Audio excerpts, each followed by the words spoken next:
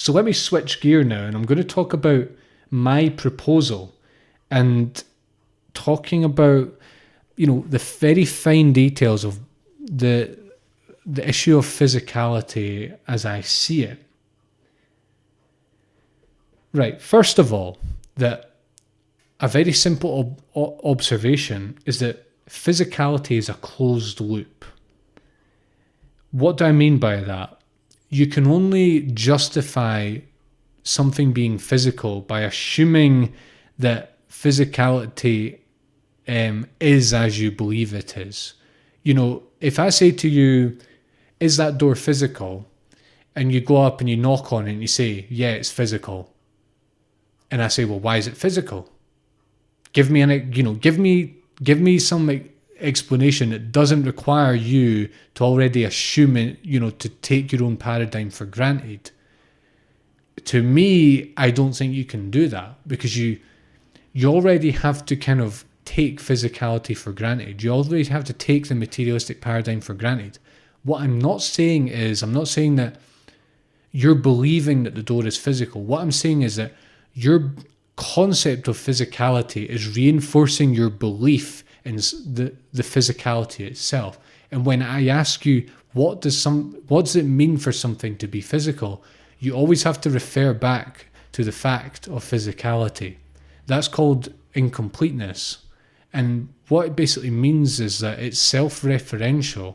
And so that is very problematic, because it's kind of like you enter this loop where your pre-existing notions of physicality precondition you into believing in it and reinforcing those very notions.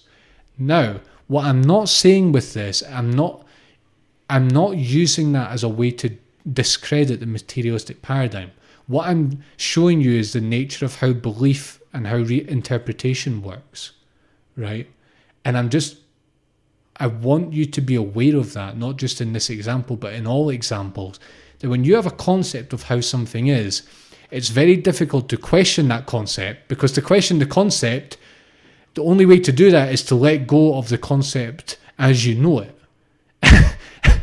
And so, as long as you want to believe in it, you cannot question it. You see, it's such a stupidly simple problem, but it's like a huge obstacle to getting anywhere with this questioning and this work that we're doing.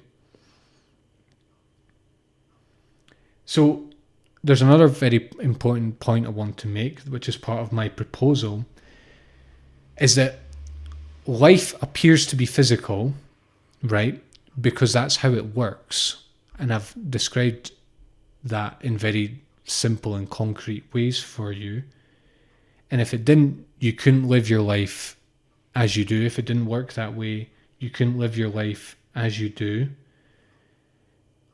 So experientially, it is physical. But that doesn't mean it is physical in the way that we tend to think it is physical. You see the difference there? You can have the direct experience of physicality, but then how you conceptualize that and how you fit that into your bigger paradigm of how life works is a different matter.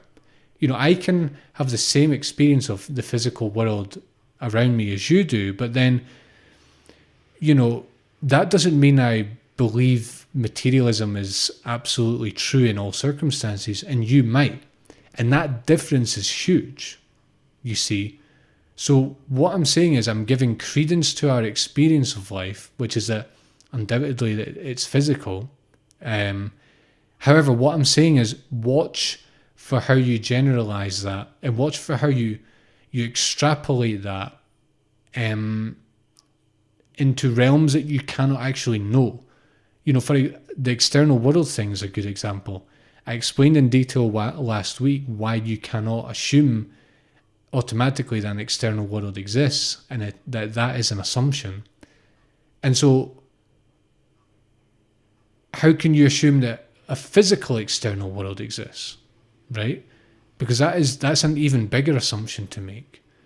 And if you believe in physicality really fervently, and you don't realize that, okay, experiencing something as physical doesn't doesn't necessarily have to entail a metaphysical, ontological interpretation, then your mind opens and you realize, oh, maybe it's not quite how I thought it was.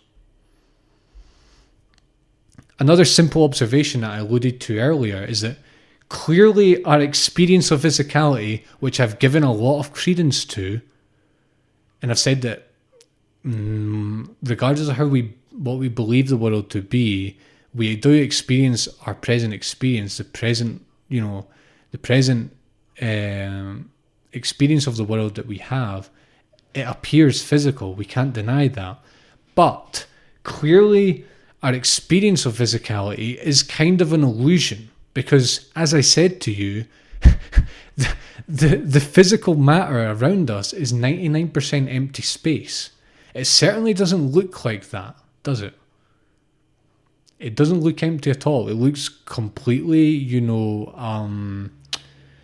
it looks seamless. Look at an object next to you. It doesn't look like there's holes in it, unless there literally are holes in it. But if you're looking at a glass or something, it doesn't look like the surface of the glass is mostly empty space. But it literally is. And I'm like, this is a fact of science. It is mostly empty space. Okay?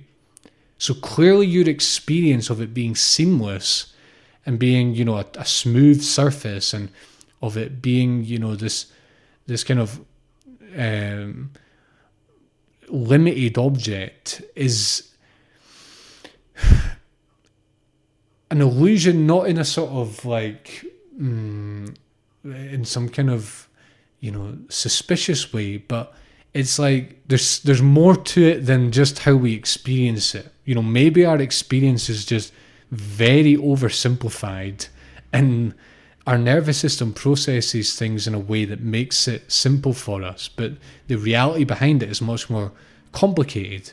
You might ask, well, is there a reality behind it? And I'd say, well, clearly there's something going on here that we're not aware of, and maybe we don't have to be, but we have to adjust our paradigm and say, well, if if the world around me seems completely seamless and completely solid and physical, is in fact mostly just nothing, literally nothing at all, well, clearly something's up here. Like, clearly my paradigm is flawed, right? And there's nothing particularly revolutionary about what I'm saying. This is a well-known scientific fact. It's just that it's not something we really think about, and we don't really think about the implications of it.